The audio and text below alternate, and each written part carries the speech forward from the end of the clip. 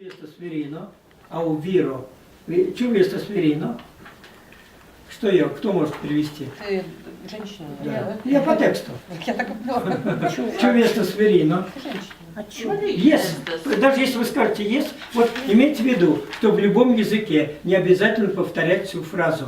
Если вы поняли и можете реагировать одним словом, любым, да, нет, А чё просто, это? вы уже участвуете в разговоре. Не обязательно это повторять. Многие боятся разговаривать только из-за того, что они боятся, что всю эту фразу, которую вы спросили, чу вместо сверино, вы женщина, вы должны сказать, да, я женщина. Вот эти слова. А чу Не это? надо повторять. Чу это С с крышечкой У. Это вопросительное слово. В эстонском кас. Кас. Эстонское кас. Вот есть такое слово. Но в английском ду это относительно. Потому что там тоже.